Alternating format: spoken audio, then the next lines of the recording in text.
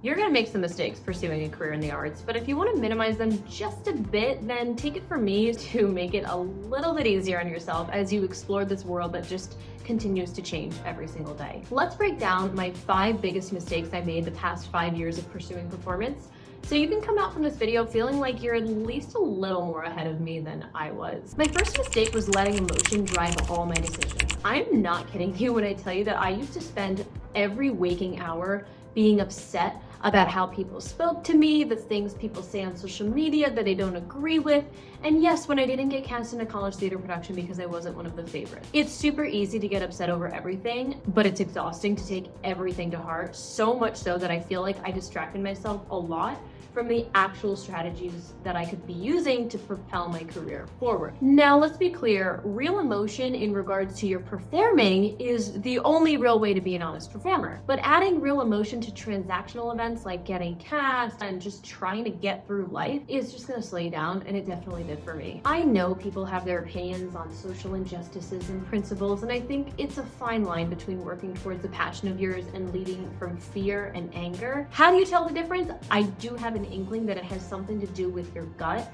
and whether you feel like you're coming from one of the 2 approaches with everything in life, fear or love. So what I would do instead is to take everything transactional as a fact. A job isn't paying you enough? Negotiate a higher salary or get another one.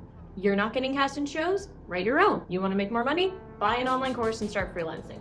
There's no reason why any of these transactions need to be emotional, and in fact, any emotion attached to these will honestly hold you down. With that being said, as a performer, it's important you still have an emotional life. Obviously, you don't want to suppress anything, so allow yourself time and space to vent about things without making that your way of dealing with those facts. You'll get better and better at detachment, and you'll eventually only need to add emotion to your work, which is honestly so much more fun than being emotional all day, every day. Clear, focused, unbiased action in your transactional pursuits is everything. My second mistake was obsessing over what people saw me as. In college, it was all about majors, and now in life, it's all about what you say when people ask, what do you do for a living? I had this obsession over what people saw me as or what I was best known for. If every single person on earth didn't see me as an actor or performer, then I had somehow failed. There are 2 main reasons why obsessing over this is totally crazy. The first one is because you can literally say you're anything on social media and people will believe you. If you decide you want to be known as a painter tomorrow, you could go on Instagram, you could change your bio to like award-winning oil painter, post a few pictures of your paintings, and there you go. The second is because multi-hyphenates are so in right now. There are so many celebrities who seem to be interested in a lot more than just their acting pursuit. Take Selena Gomez. If you look at her Instagram bio, it has absolutely no mention of Wizards of Waverly Place or Only Murders in the Building or the music she's been putting out for the past 10, 20, 15, I don't know, years. But instead it says, founder of Rare Beauty and founder CIO of Wondermind. Gwyneth Paltrow, nothing but a link to purchase products she loves, just like an influencer would. And I don't know if you remember Daniela Monet from Victorious, but she has a food planning and wellness brand now, but she still implements Trina Vega every once in a while, and it's so cute. I love it. Jennifer Stone, half actor, half ER nurse, half podcast show host. Okay, I think I'm into thirds now, but she's doing it all. Bryce Dallas Howard, she has a newsletter, she hosts events, she teaches classes at NYU, and she still films for Jurassic World, Star Wars, iconic. Taking all this into account, embrace your multi-hyphenate pursuits. There are so many opportunities to not only be seen in multiple different lights, but to have wildly cool opportunities because of it. Imagine if Jennifer Stone wasn't documenting her dual life, or Bryce Dallas Howard tried to hide her face when she started her business. I bet they got so many opportunities just because of their acting career. That's boosting their business. Their business is making them more money, more flexibility, so they can take acting opportunities when they want, raise a family, take every opportunity you can, and own your many pursuits loud and proud. Now, this third mistake that I made is not only a mistake, but just something I wish I didn't do by itself, and that is only learning from other people's experiences. Throughout college and even after college, I primarily learned through listening to podcasts, watching YouTube videos, reading blog posts, listening to the alumni guest speakers at my college. Any opportunity I could, learning from other people I would take it. And honestly, there's nothing wrong with that. I think that's a great way of learning, but it shouldn't be the only way you learn, especially in an industry that's changed as much as it has in the past 20 or even 10 years. There are millions of ways to approach your creative career, and these are ones that professionals today wouldn't have even had the chance to do. You can teach English to kids in China virtually, be a full-time VA, you can be a freelance content writer, you can be a social media manager, a blog writer, a graphic designer, you could take a bunch of odd jobs through Upwork until you figure out what you want to be doing. This approach wasn't something anybody was talking about 10, 15 years ago because it wasn't something that was available to them, but it's something that artists needed to pioneer in order to start changing the landscape of their industry and make pursuing their passions more attainable. What I would do on top of learning from others is to also pioneer my own path too. Learn what worked from other artists, but also do what other artists aren't doing in your field right now. That might be working as a designer, charging monthly retainers for clients so then you can easily make your rent. It might mean getting a cushy remote full-time job for a few years so you can save up money and work on your career the moment the clock turns to 5 p.m. See what makes you unique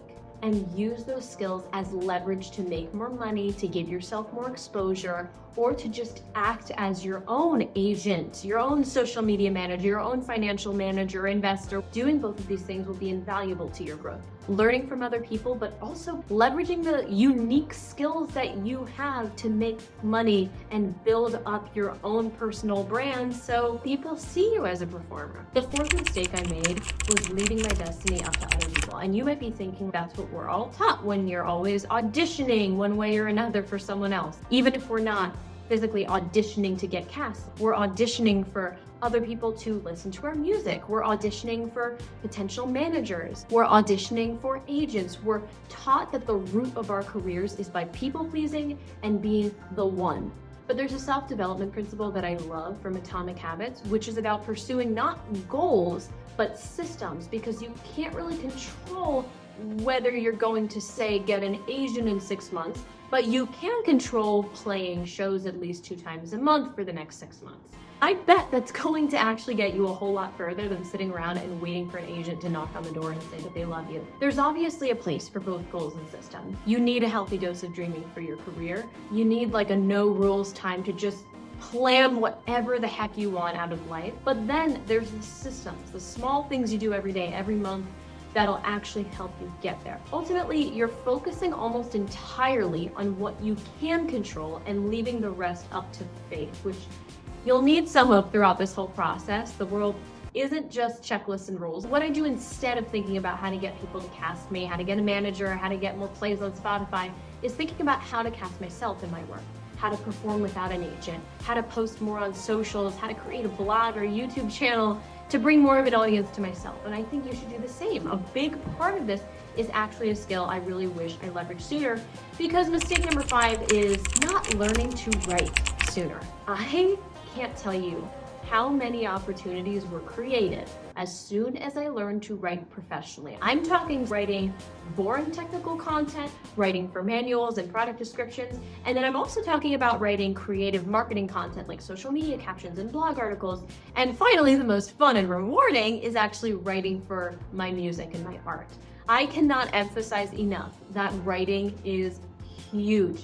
People will not only pay you to write things for them, but you will thank yourself for being able to write your own creative material, so you are suddenly not reliant on anyone else to write stuff up for you anymore. That is literally all that's holding you back from not working on your own thing. Professionally, you can write social media captions, blog articles, website content, user manuals, UX copy, all of this, and you can get paid for it. And then for yourself, you can write plays, indie movies, short films, full-length films, YouTube videos, music videos, songs. Everything starts from writing. All your goals, all your dreams, all your ideas, they all come from writing something down. If you're good at it, you're not only paying yourself to create your own content, but you're getting paid from others who can't even think about the idea of writing. Making these mistakes and learning from them myself helped me so much, but they took a few years to actually learn and implement. So hopefully this gave you a few tidbits you can take with you so you can learn faster than I did. Check out my next video if you're interested